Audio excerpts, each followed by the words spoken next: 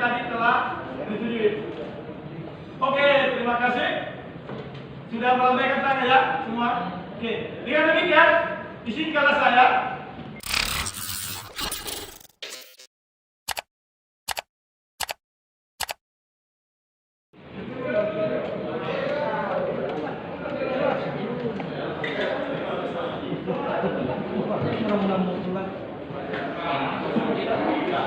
hasilnya ini saja.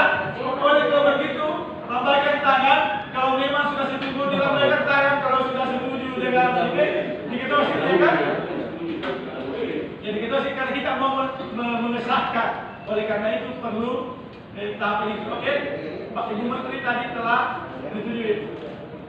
Oke, terima kasih. Sudah melambaikan tangan ya semua. Oke, dengan demikian izinkanlah saya sebagai Ketua Senat, tibalah saatnya untuk menetapkan sesuai dengan ketentuan dan kewenangan yang dimiliki oleh Ketua Senat, diberi kewenangan untuk memberi penetapan hasil.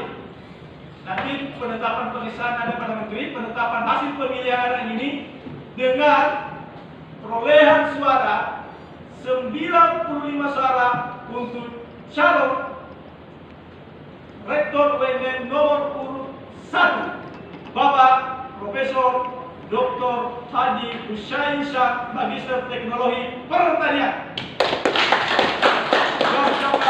Alhamdulillahirabbil alamin.